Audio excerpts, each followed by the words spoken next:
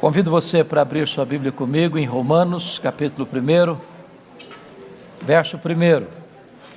Hoje nós vamos fazer a introdução da carta, não vamos expor especialmente um texto, mas vamos fazer a introdução da carta aos Romanos e situar esta carta no Novo Testamento, entender a sua relevância, quem escreveu, quando escreveu, para quem escreveu, por que escreveu. Esses dados são importantes para depois nós entrarmos no conteúdo desta robusta epístola de Paulo. Romanos 1, verso 1. Vamos juntos todos? Paulo, servo de Jesus Cristo, chamado para ser apóstolo, separado para o Evangelho de Deus. As obras seguem mais aceleradas do que nunca aqui na nossa nova tenda de adoração. A galeria e as salas técnicas estão praticamente prontas. As paredes da tenda com revestimento acústico estão sendo pintadas. Toda a infraestrutura elétrica e de climatização está instalada e o palco também está em fase final. Mas ainda tem muito trabalho pela frente. Os próximos passos incluem instalação de som, luz e transmissão, além de todo o acabamento. Do lado de fora, a fachada está ganhando forma e nós vamos continuar acompanhando de perto cada passo desse projeto. A sua contribuição continua sendo fundamental. Precisamos nos unir para transformar esse sonho em realidade. Faça agora mesmo a sua oferta generosa, usando o Pix QR Code ou as informações bancárias que estão na sua tela. E não se esqueça de colocar 77 centavos no final para a identificação. Novo Templo IPP, para a glória de Deus.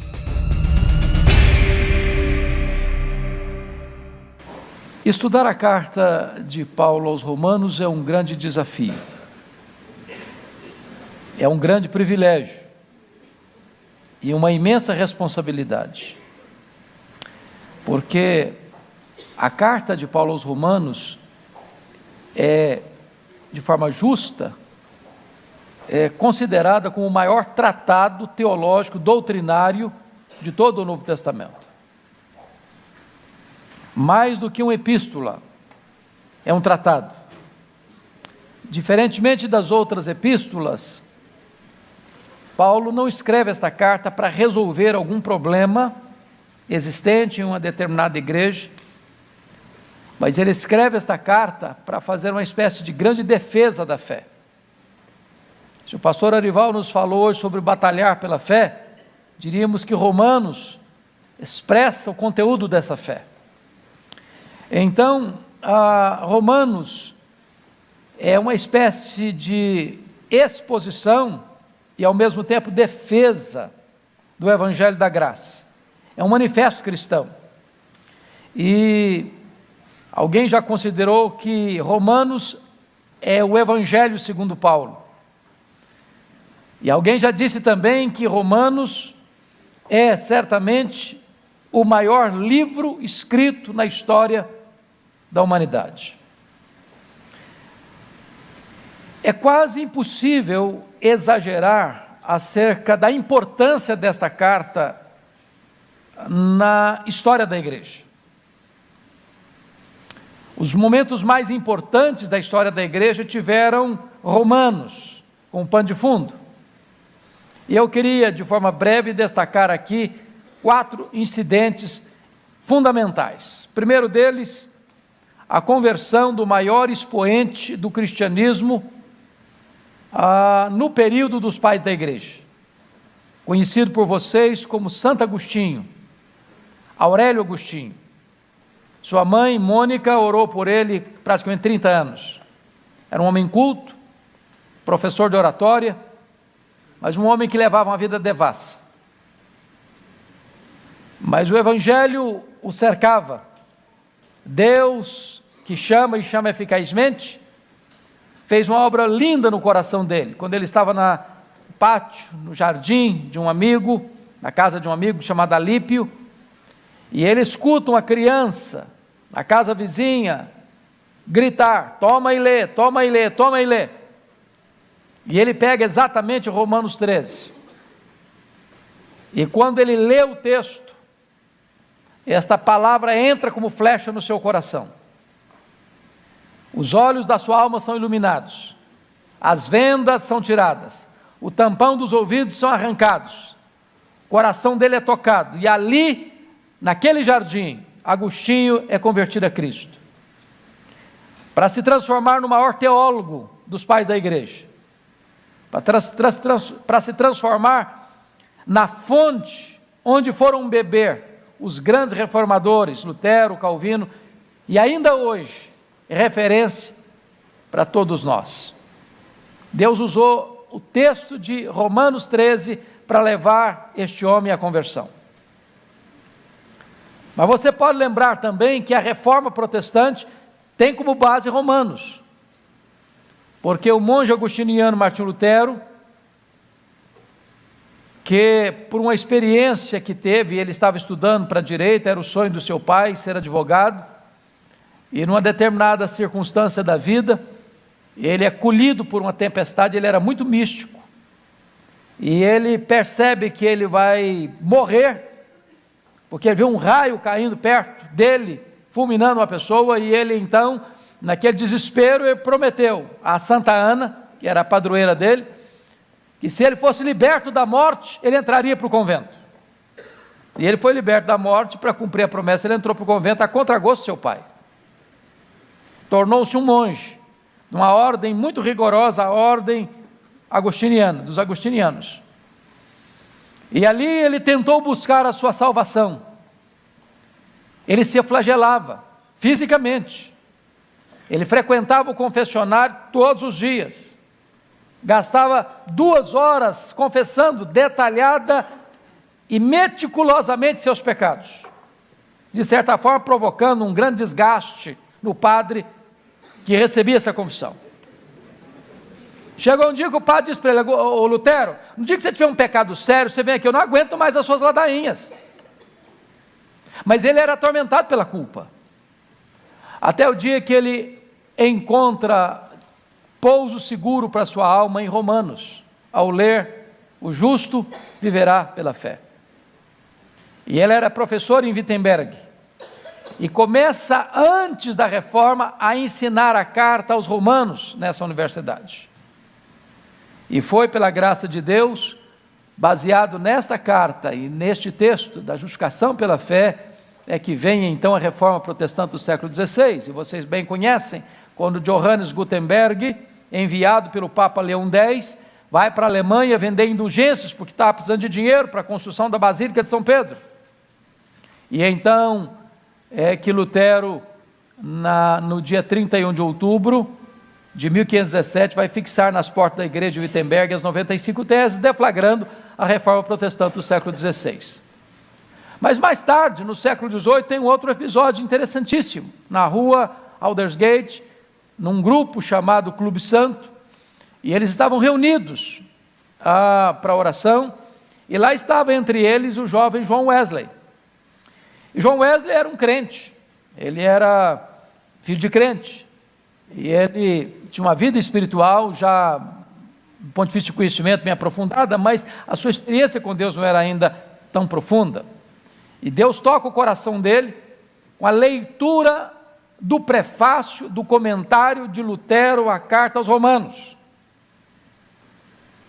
Aí o coração dele é aquecido, e isso vai desembocar numa outra experiência, no dia 31 de dezembro de 1739, quando nesta reunião de oração, o Espírito Santo desce com grande poder e os reveste, onde estava ele, George Whitefield, seu irmão Carlos Wesley, e começa ali o grande reavivamento inglês do século XVIII, que salvou a Inglaterra da Revolução, do banho de sangue da Revolução Francesa.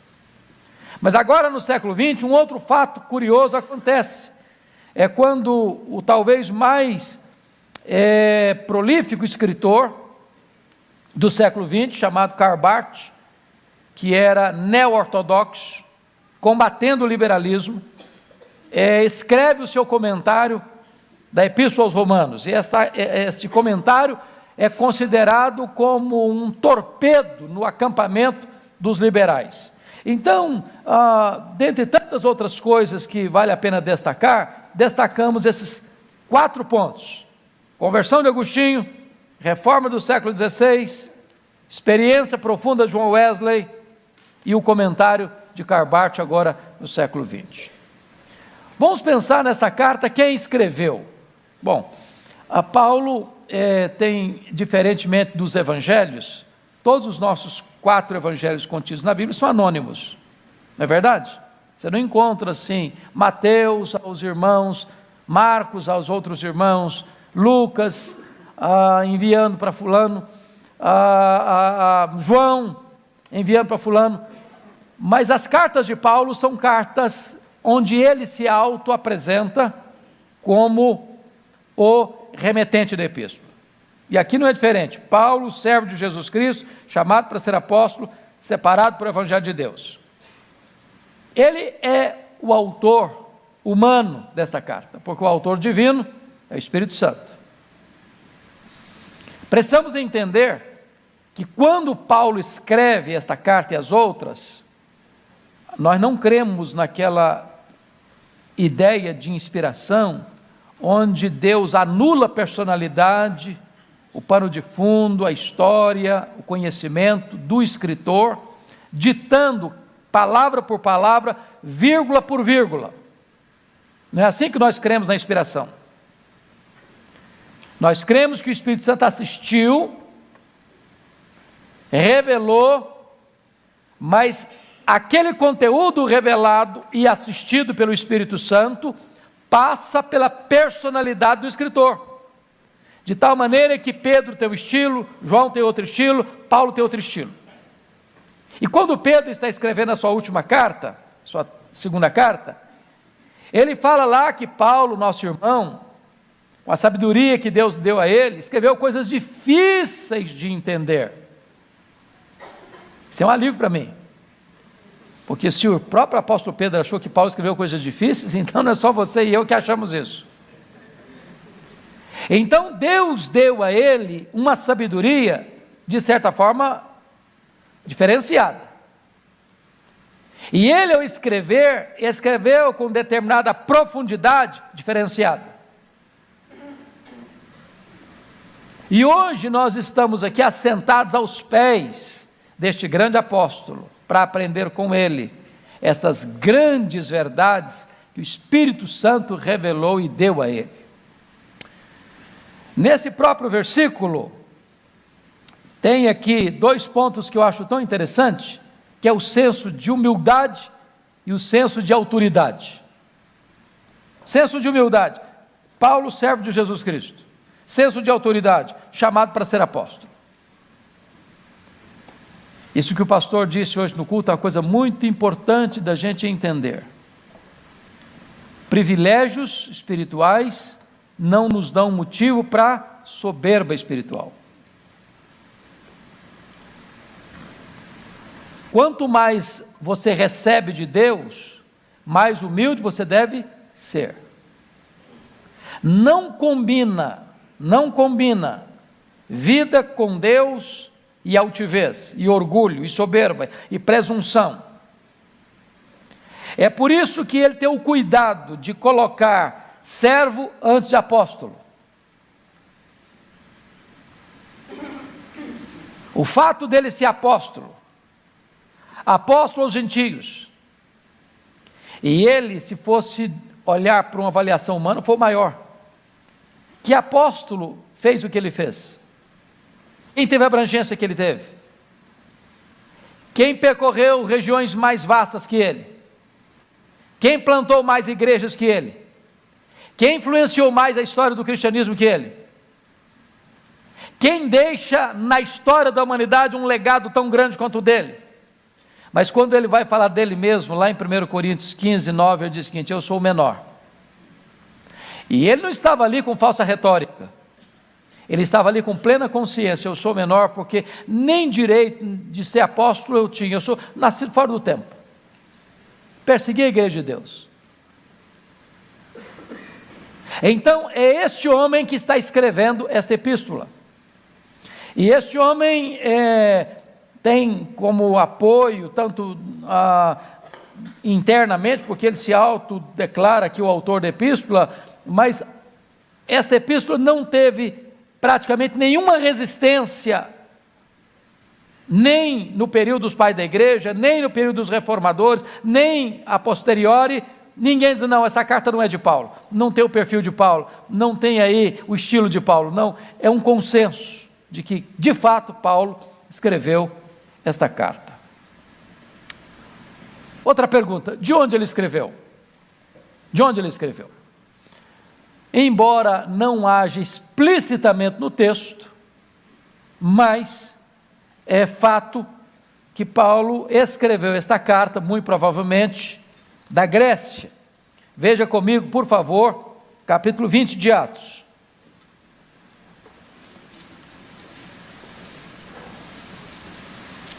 Verso 2 e 3.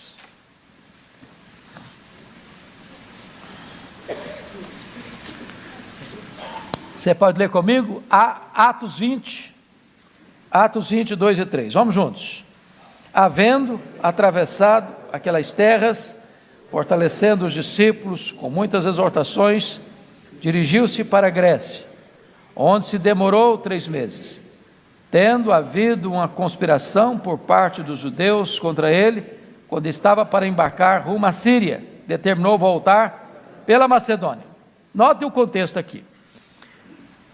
Paulo tinha feito já as 3 viagens missionárias. A primeira viagem foi para onde mesmo? Para Galácia.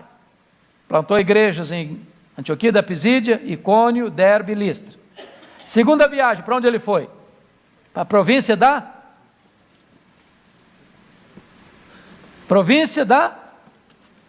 Macedônia,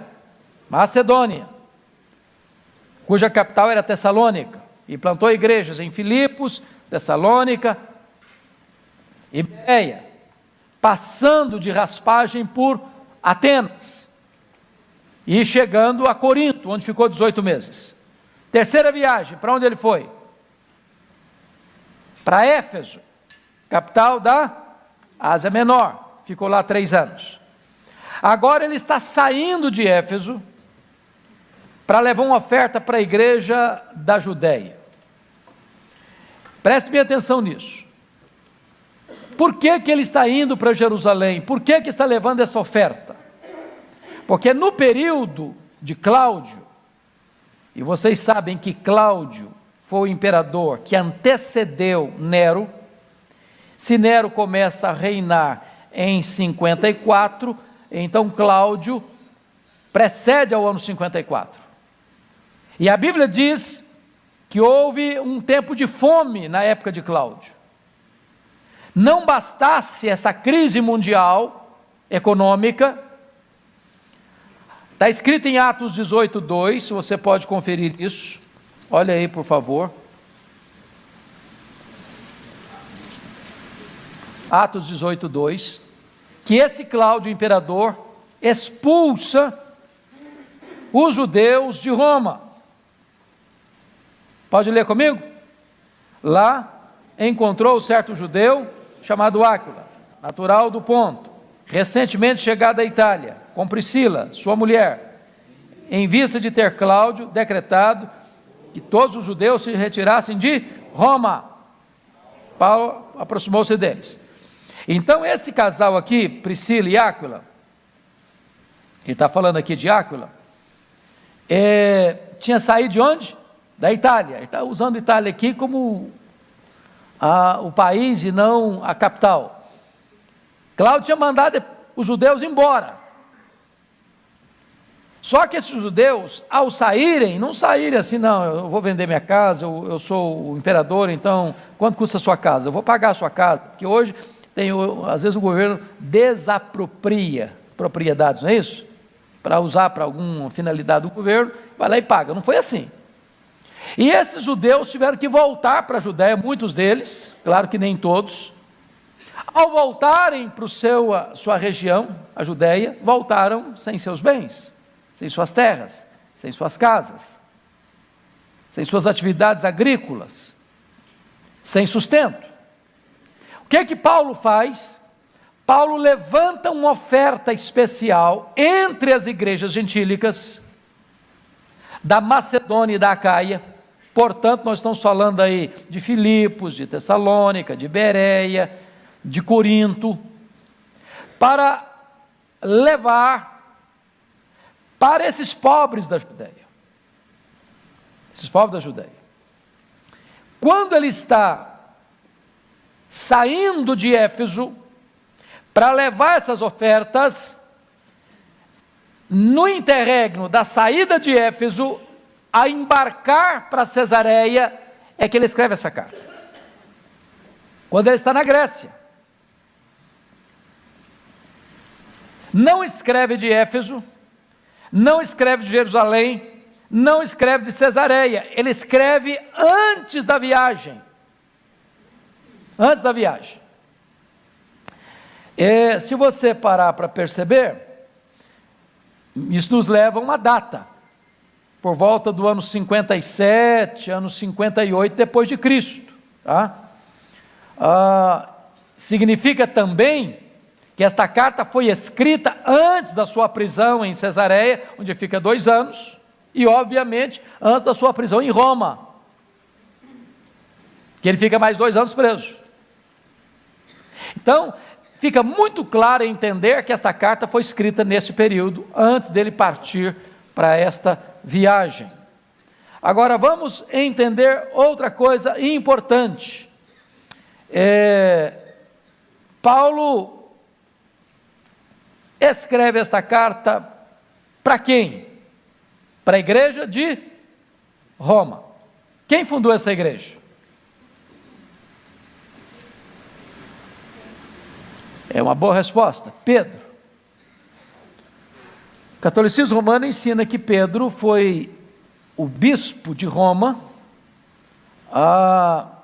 desde o ano 45 ao ano 67 da era cristã. A grande pergunta é: há prova bíblica disso? Segunda pergunta é: há prova histórica disso? E a conclusão inequívoca é que não temos nenhuma base bíblica nem histórica para dizer que Pedro foi fundador da igreja, nem mesmo que Pedro foi bispo da igreja de Roma. E deixa eu lhes dar uma razão assim bem simples para vocês entenderem. Imagine vocês se Pedro fosse o pastor da igreja, o fundador da igreja, o pastor da igreja, quando Paulo escreve essa carta, que estaria dentro do período que a igreja católica disse que ele era o bispo da igreja, daí o primeiro papa, etc e tal, nós ficaríamos com muita dificuldade no que Paulo escreveu. Abre Romanos agora. Abre Romanos agora. Olha o que Paulo diz em Romanos. Romanos capítulo 1. Versículo 11. 1:11. Olha aí. Vamos juntos? Porque muito desejo ver-vos, a fim de repartir convosco algum dom espiritual, para que sejais confirmados. Agora o verso 13. Porque não quero, irmãos, que ignoreis que muitas vezes me propus ir ter convosco, no que tenho sido até agora impedido, para conseguir igualmente entre vós algum fruto, como também entre os outros gentios. Pense bem se o Pedro fosse o pastor da igreja, o fundador da igreja e o bispo da igreja, e Paulo mandando uma carta para a igreja do irmão pastor Pedro: eu estou querendo conseguir uns frutos entre vocês, ensinar um pouquinho vocês aí. O que vocês acham que o Pedro ia sentir? Que negócio é esse, Paulo? Estou aqui, cara, estou ensinando esse povo, que negócio é esse? Você vem querer ensinar aqui? Não está me vendo não? Sou apóstolo também. É óbvio que seria uma indelicadeza de Paulo dizer isso aqui, se Pedro tivesse sido o fundador da igreja e fosse o bispo da igreja. Deixa eu lhes dar outra razão. Se você for lá para o final da carta, capítulo 16, essa é a mais longa lista de saudações que Paulo faz numa de suas cartas. Capítulo 16, do verso 3 ao verso 16, ele cita vários nomes. Agora pense comigo, se Pedro era o pastor da igreja, o fundador da igreja, estivesse lá com o bispo da igreja, e eu estou escrevendo uma carta para aquela igreja que o apóstolo é o pastor dela e fundador dela, apóstolo Pedro, e eu cito vários membros da igreja, e não menciono sequer o nome do fundador, do pastor e do bispo da igreja. Seria uma outra deselegância incorrigível. Por que Paulo não cita o nome de Pedro? É porque certamente Pedro não estava lá, Pedro não era o fundador da igreja, Pedro não era o bispo da igreja. Não tem base bíblica, não tem base histórica para dizer que Pedro foi fundador da igreja de Roma, nem mesmo que era bispo da igreja. Mas quem fundou a igreja? Nós não sabemos. Nós não sabemos. O que pode ser, e há plausibilidade para isso, é que no Pentecostes, quando o Espírito Santo foi derramado, tinha gente lá em Jerusalém de toda a parte do mundo. E muito provavelmente, judeus convertidos na festa do Pentecostes, que estavam em Jerusalém, retornando para Roma, começam a igreja de Roma. Essa é a possibilidade mais provável. Tem possibilidade provável? Eu não sei, agora vocês me confundiram tudo. Estou brincando. Então, amados, o fato é que não consta na Escritura que qualquer apóstolo tenha sido fundador da igreja de Roma. Agora, curiosamente, olha, meus irmãos, como a coisa é fantástica. Se Cláudio governou no período que antecede Nero, e se Paulo escreve, e ele fez quantos judeus que ele expulsou de Roma? Quantos? Todos. E se Paulo escreve essa carta por volta do ano 57, 58, que foi o finalzinho do governo de Nero, né? Porque Nero começa em 54, vai até 68, vai até 10 anos mais depois. Significa um fato curiosíssimo, porque Cláudio governa até 54. Se Paulo escreve essa carta em 58, eu estou falando de 4 anos depois que Nero assumiu o governo.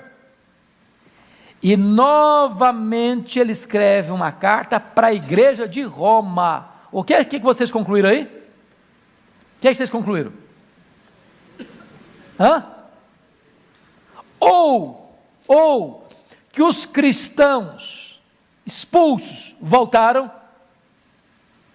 porque é provável, ou aqueles que ficaram reiniciaram o trabalho. A igreja de Deus é um organismo vivo. Não se mata a igreja de Deus. A igreja de Deus não morre. A igreja de Deus não morre. Então, é para esta igreja que Paulo está escrevendo. E nesta carta, ao escrever, ele diz algumas coisas que eu acho fantástico. Então, vamos de novo abrir em Romanos 1, para entender isso aqui. Olha o que ele diz. Versículo 11. Porque muito desejo ver-vos. Paulo nunca tinha estado em Roma antes. Roma era a capital do império. Roma era uma cidade de 1 milhão de habitantes. Roma era a cidade eterna, conhecida, cidade eterna. Roma era a cidade que recebia influência do mundo inteiro. A cidade das oportunidades, o centro administrativo do império. Roma que tinha começado como um reino, passado por uma república e agora era um império. Ao mesmo tempo, Roma era chamada de a cloaca do mundo, o esgoto do mundo.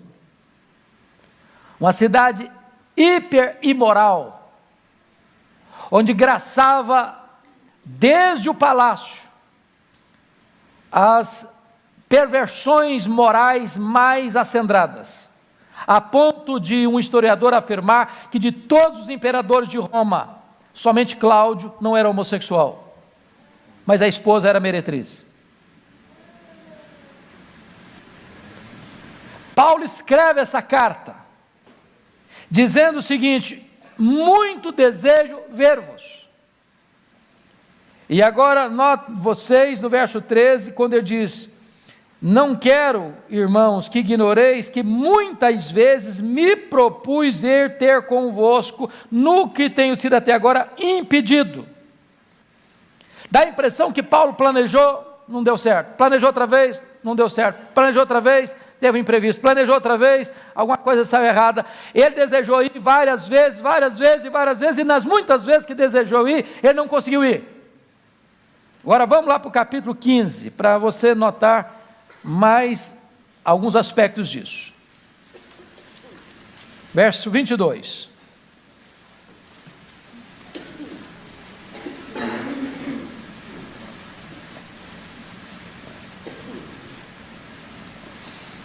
Essa foi a razão, verso 22, porque também muitas vezes me senti impedido de visitar-vos.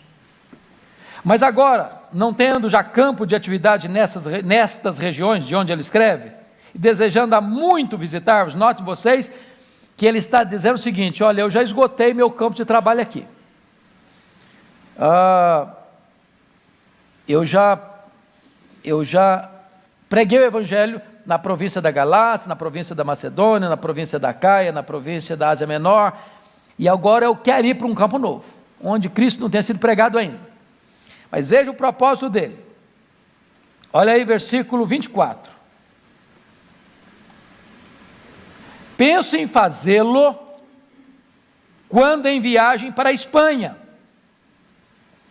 pois espero que de passagem estarei convosco, e que para lá seja por vós encaminhado, depois de haver primeiro desfrutado um pouco a vossa companhia. Mas agora estou de partida para Jerusalém a serviço do santo. Então vamos entender isso aqui. Paulo era um missionário, e um missionário estratégico. Paulo não tinha problema nenhum de pedir ajuda quando era para a obra de Deus. Ele está dizendo o seguinte: olha, irmãos, eu já fui sustentado, enviado pela igreja de Antioquia, da Síria. Eu já fui, de certa forma, sustentado no trabalho missionário pelas igrejas da Macedônia, quando eu estava na Caia. A igreja de Corinto, a igreja de Éfeso, foi uma igreja estratégica para plantar igreja na província. Mas agora, Roma, que é a capital do império, eu quero passar por vocês, porque o meu projeto é para a Espanha. O último limite do mundo ocidental conhecido da época. Ele está dizendo o seguinte: eu quero que vocês sejam a minha igreja base. Eu quero que vocês sejam a igreja de suporte. Porque presta atenção nisso, missionário não é freelance. Missionário precisa estar fincado numa igreja local. Missionário precisa estar comprometido com a instituição local. É a instituição local que envia o missionário, que suporta financeira e espiritualmente o missionário. E Paulo está querendo que a igreja de Roma tenha esse papel no seu ministério para ir para a Espanha. Ele tem planos, ele tem projetos. A cabeça do homem não para. Ele não se contenta com as vitórias do hoje, ele quer ainda conquistas para amanhã. Mas ele até hoje foi o quê? Impedido de ir para Roma. Desejou ir, queria ir, tinha planos para ir, só não foi porque teve dificuldades. E ele não detalha todas essas dificuldades. Pois bem, então, é muito importante você entender que era do seu desejo ir. Mas vamos notar outra coisa. Ele está em Jerusalém, levando as ofertas. que ele recolheu entre as igrejas gentílicas. E nota de rodapé importante destacar: Paulo pegou uma grana boa. A grana era tão grande que ele recolheu entre as igrejas gentílicas para levar para os pobres da Judéia, que o governador Félix, lá em Cesareia, ficou interessado nessa grana. Você já pensou num negócio desse? Parece que gente que exerce poder gosta de dinheiro. Agora, preste bem atenção no Paulo. Quando ele está levando as ofertas, ele não leva essa grana sozinho.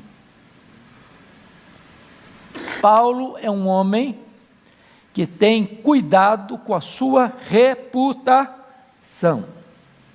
Dinheiro carece de prudência. Ele nomeia uma comissão para levar o dinheiro. Significa transparência, integridade. Agora,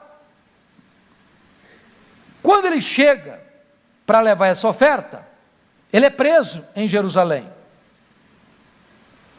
Qual era o projeto dele?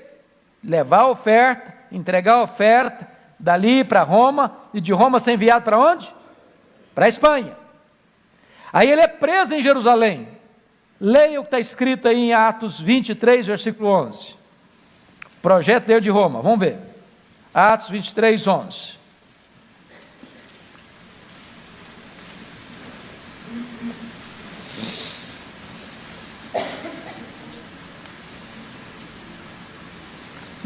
Encontraram aí? Então vamos ler. 23, versículo 11. Vamos juntos.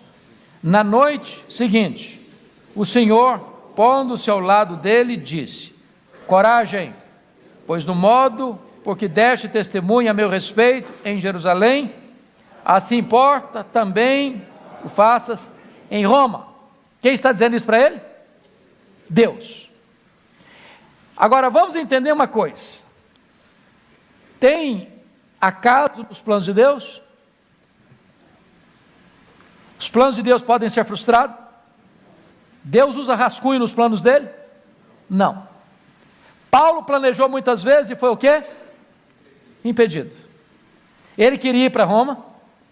Agora Deus diz: eu quero você em Roma. Coragem.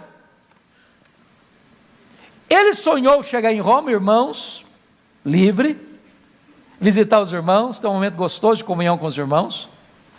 Os irmãos disseram: Paulo, pode ir, filho, pode ir para a Espanha, que nós estamos aqui segurando a corda.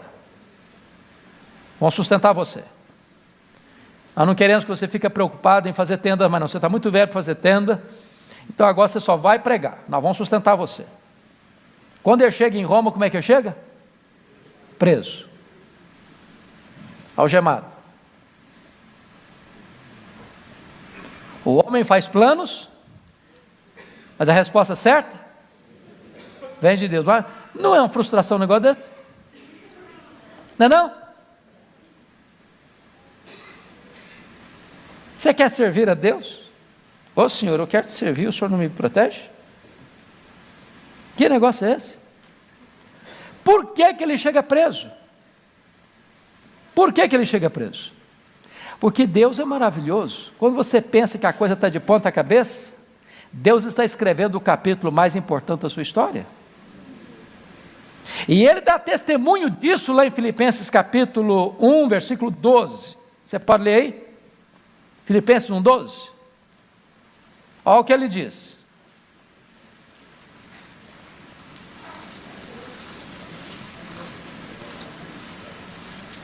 Vamos juntos ler?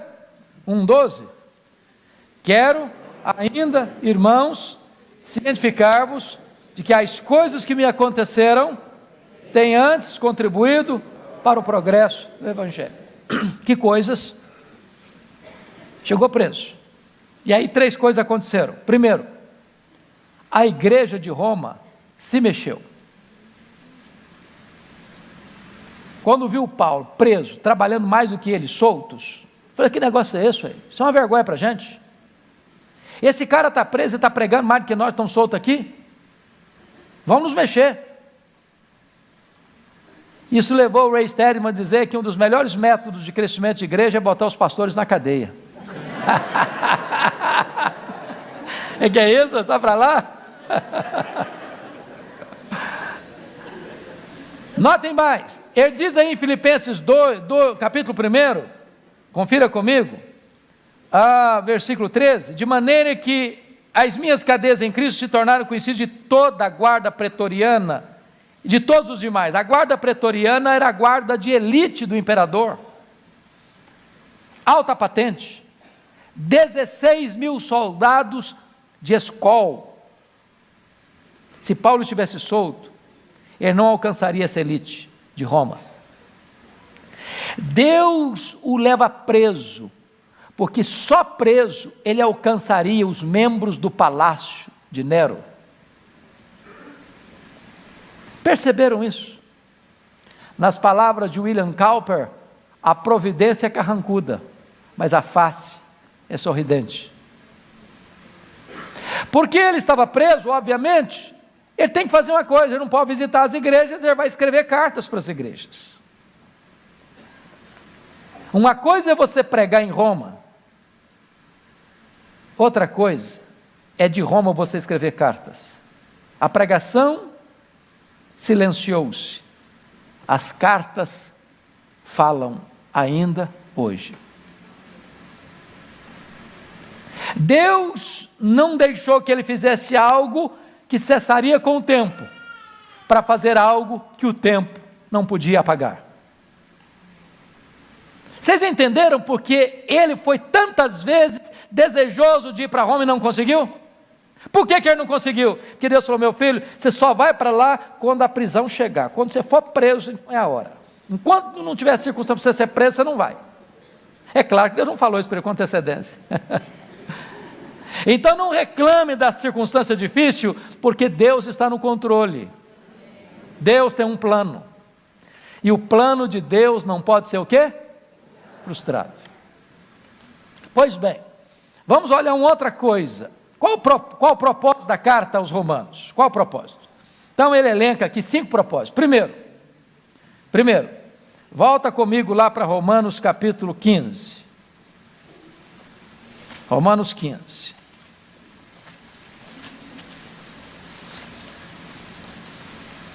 Versículos 30 e 31. Quem pode ler comigo? 15, 30 e 31, vamos lá? Rogo-vos, pois, irmãos, por nosso Senhor Jesus Cristo, e também pelo amor do Espírito, que luteis juntamente comigo nas orações a Deus a meu favor, para que eu me veja livre dos rebeldes que vivem na Judéia, e que este meu serviço em Jerusalém seja bem aceito pelos santos. Então a primeira coisa que ele está pedindo, meus irmãos, é oração da igreja em seu favor. Ele pode dizer: bom, eu sou apóstolo, não preciso de oração dos irmãos, eu já oro por mim mesmo, minha oração é poderosa, eu sou um cara que tem assim, intimidade com Deus. Para com isso. Para com isso. Você e eu precisamos de oração. Só para pegar a palavra batalhar de novo, ele está dizendo que você luta na oração a Deus. Oração é luta, é guerra, é batalha. Mas qual o pedido que ele está fazendo de oração? Versículo 31, para que eu me veja livre dos rebeldes que vivem na Judéia. Ele sabe que vai levar uma oferta para a Judéia, mas lá na Judéia não só tem crente, tem também gente rebelde. Os crentes vão receber a oferta com alegria, mas os rebeldes vão conspirar contra ele, ele já sabe disso antes de viajar. Agora, deixa eu fazer uma pergunta para você. Você é missionário, você está indo para um campo e levando alguma coisa assim muito expressiva para ajudar aqueles irmãos que estão lá no campo, mas você já está sabendo o seguinte: os irmãos vão receber o que você vai levar com muita alegria, mas os que estão no entorno dos irmãos, que são os rebeldes, vão arrebentar com você. Você vai? Meus irmãos, não estou sentindo oportuno ainda a hora de... eu estou sentindo o coração que eu não vou, não. Ele está pedindo oração, para quê? Para que Deus o livre dos rebeldes. E o que é que os rebeldes fizeram com ele? Conspiraram contra ele, armaram uma cena para ele ser preso, fizeram um voto de anátema, que não comeriam, não beberiam, antes de matá-lo. Mas Paulo tinha orado para quê? Para Deus livrá-lo de quem? Dos rebeldes. Deus às vezes não nos livra dos problemas, às vezes Deus nos livra nos problemas. Às vezes Deus permite você ir ao último furo da correia, descer ao fundo do poço, ser jogado na cova dos leões e jogar lá dentro da fornalha. Porque Deus poderia ter tirado os rebeldes do caminho, mas Deus permitiu que os rebeldes fizessem tudo quanto estava no coração deles, mas quem livra, como o pastor disse, é Deus. Quem dá a palavra final é Deus. A nossa vida está nas mãos de Deus. Agora olha o segundo pedido que ele faz no versículo 31. E que este meu serviço em Jerusalém seja bem aceito pelos santos. Que santos? Os crentes da Judéia. Mas vem cá, vamos parar um pouquinho aqui. Imagine você, que você está passando a necessidade, e eu estou levantando oferta para ir lá abençoar a sua vida, e eu recolho daqui, recolho dali, recolho da acolá, prego, oro, exorto os irmãos, faço a coleta, nomeio a comissão agora, todo mundo está assim, eu estou levando uma oferta para o irmão que está passando a necessidade. E aí eu começo a pedir oração para o Orival, falou, Orival, você ora aí, porque eu estou levando uma oferta para o irmão lá, para ver se o irmão lá faz o quê? Se é bem aceito. Você já pediu oração para alguém e recebeu um presente seu? Ó Deus, abençoa aquele irmão para receber o presente que eu estou levando para ele. Você já fez essa oração alguma vez? Ô gente, ninguém precisa de oração para receber presente.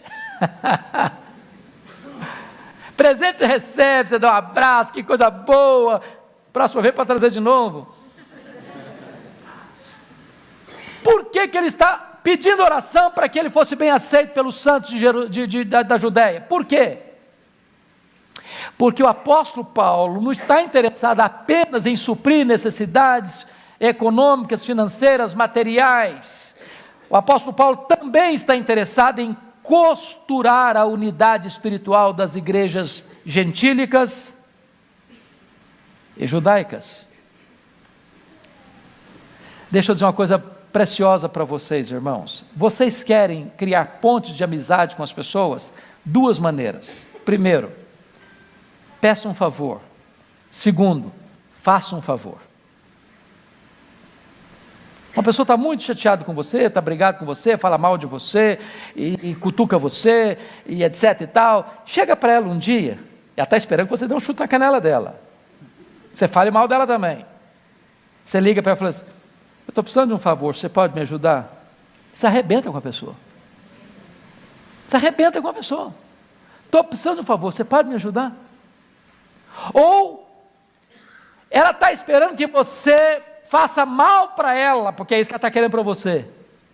Aí você chega lá e fala, eu vim aqui trazer um presente para você. É o que Paulo diz, você paga o mal com o bem.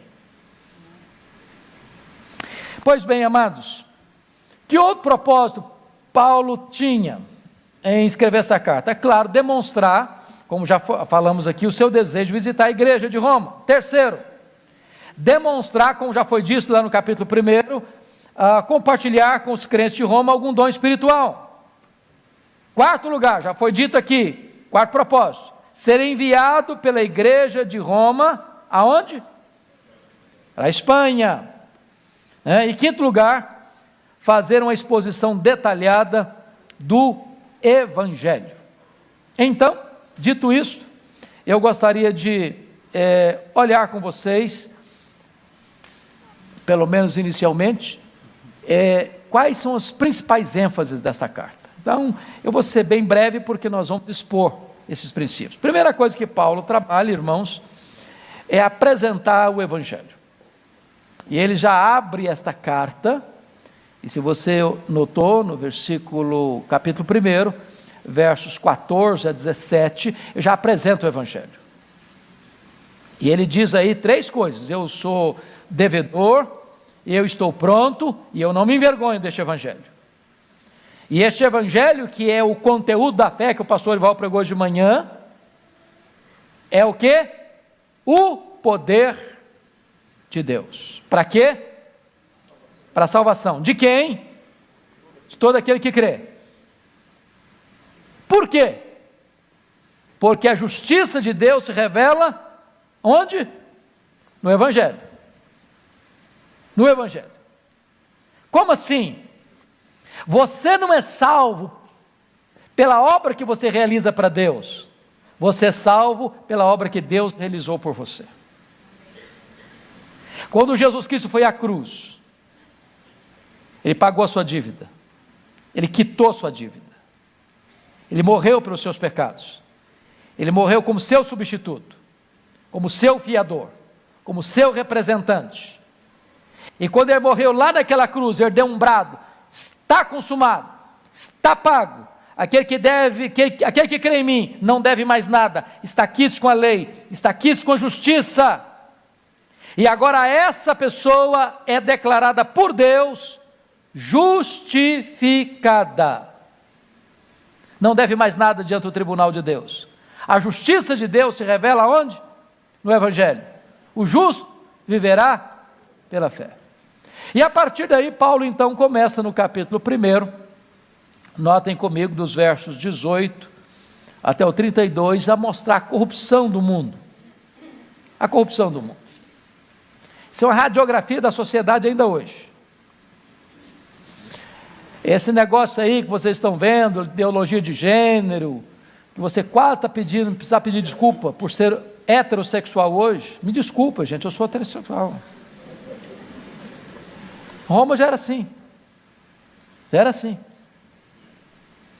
Depois, no capítulo 2, ele vai mostrar que todos estão amarrados, prisioneiros, escravizados pelo pecado. Não só no mundo gentílico, mas também no mundo judeu. Porque no verso 17 ele diz assim: se tu, porém, que tens por sobrenome judeu, e repousas na lei, e te glorias em Deus, que conhece a sua vontade, aprovas as coisas excelentes, sendo instruído na lei, etc. Ele vai falando. Ele está dizendo: vocês também são tão pecadores quanto. Então é pecador quem? O ímpio e o religioso, o gentio e o judeu. E é nesse sentido que ele vai dizer lá no versículo 28, não é judeu apenas aquele que é exteriormente, nem é circuncisão o que é somente na carne. E ele vai fechar essa questão no capítulo 3, versículo 9. Pode ler comigo? Que se conclui, vamos juntos? Que se conclui. Temos nós qualquer vantagem? Não, de forma nenhuma, pois já temos demonstrado que todos, tanto judeus como gregos, estão debaixo do pecado. Então o pecado, ele é universal. 3:23, vamos ler? Todo mundo junto? Pois todos pecaram e carecem da glória de Deus. Depois que Paulo encerra todos no pecado, não há justo nenhum sequer, no capítulo 3, versos 21 a 31, talvez a parte mais importante da Bíblia, ponto mais alto da Escritura, ele vai mostrar como é que a salvação vem. Deus encerra todo mundo no pecado, para mostrar o seguinte: o homem não salva a si mesmo, o homem não tem poder de salvar a si mesmo, mas aquilo que o homem não pode fazer, eu estou fazendo por ele. Vem então a doutrina gloriosa da justificação, da expiação, da redenção. No capítulo 4 ele ilustra como é que a justificação acontece, trazendo à baila a história de Abraão, a redenção, a salvação de Abraão pela fé. No capítulo 5 ele vai falar dos frutos da justificação. A paz no passado, a graça no presente e a glória no futuro. No capítulo 6 ele vai falar da nova vida que temos em Cristo Jesus. E no capítulo 6 ele vai dizer uma coisa linda: você e eu deveríamos andar com a certidão de óbito no bolso. Eu li uma frase há poucos dias de uma viúva de um militar no Rio de Janeiro, que me tocou muito. Eu pensei no cristão. Ela disse o seguinte: ser policial no Rio de Janeiro é andar com a certidão de óbito no bolso. Dramático, hein? E não irreal, não fictício. Mas no capítulo 6, olha o que Paulo escreve sobre o cristão. Capítulo 6, verso 11. Vamos ler juntos? Assim também vós considerai-vos mortos para o pecado, mas vivos para Deus em Cristo Jesus. Sabe o que ele está dizendo? Você deveria andar com a certidão de óbito no bolso, lembrando de Agostinho. Agostinho disse para vocês que tinha uma vida muito devassa. Depois de convertido, um dia está andando na rua e uma ex-amante o vê de longe e sai correndo atrás dele, gritando: Agostinho, Agostinho, Agostinho, e ele andando. Agostinho, Agostinho, e ele andando. Lá pelas tantas ele parou perto dela e ela parou perto dele e disse: você não está me reconhecendo? Sou eu. E ele respondeu: você é você, mas eu não sou mais eu. Eu morri. Aquele cara que você conheceu morreu. Arrancou do bolso a certidão de óbito, olha aí. Considerai-vos mortos para o pecado, mas vivos para Deus. Capítulo 7 é o grande drama interno do coração. Capítulo 8 é o grande capítulo da libertação, a obra do Espírito Santo. Se o eu aparece várias vezes no capítulo 7, é o Espírito Santo que aparece várias vezes no capítulo 8. Capítulos 9, 10 e 11, a soberania de Deus na salvação. Capítulo 12 ao 16, a parte prática da carta. Paulo era um teólogo e um pastor ao mesmo tempo. Paulo ensinava a doutrina, mas não como um acadêmico. Ele ensinava a doutrina para aplicá-la na vida. Eu creio, ok. O que eu faço com isso? Isso precisa desembocar na vida, na prática, na ética, no comportamento diário. E essa carta então vai com esses relacionamentos do capítulo 12 ao capítulo 16 e conclui no 16 com as muitas saudações pessoais. Algumas pessoas dizem o seguinte: essa carta, alguns críticos mais modernos, talvez não seja de Paulo, ou pelo menos o capítulo 16 não é de Paulo, porque se Paulo não estava em Roma, se ele não conhecia Roma ainda, como é que ele pode escrever uma carta para Roma e citar tanta gente? As pessoas se esquecem de duas coisas. Primeiro, que Paulo era um camarada antenado com tudo que acontecia no mundo cristão da época. Segundo, é que havia grande mobilidade naquela época para Roma. Tanto é fato, eu disse para vocês, que os cristãos são expulsos, todos os judeus, são expulsos de Roma, o governo de Cláudio, mas poucos anos depois, Paulo escreve uma carta para a igreja de Roma.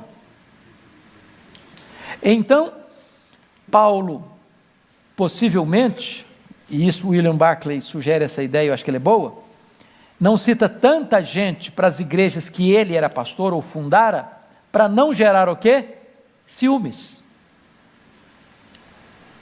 Porque você sabe que, deixa eu contar um pecado que eu cometi com um pastor.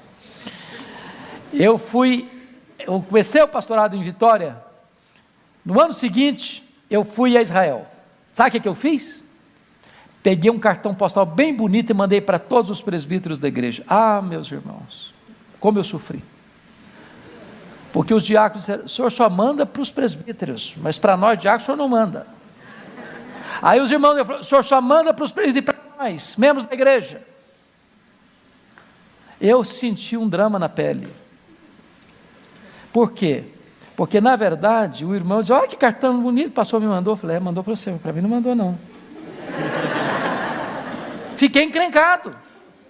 Agora eu faço o seguinte, não mando para ninguém. Mando para todos. Aos irmãos amados da igreja, pronto, resolvido o assunto. Então esse é o drama que Paulo está enfrentando. Para a igreja que ele nunca foi, não tem problema citar o fulano, Beltrano, Ciclano, não tem ciúmes. Por isso que ele não cita tanta gente para as igrejas que ele já tinha sido pastor, mas um rosário de gente para a igreja que ele nunca tinha ido, porque não tinha problema de ciúmes, de milindres.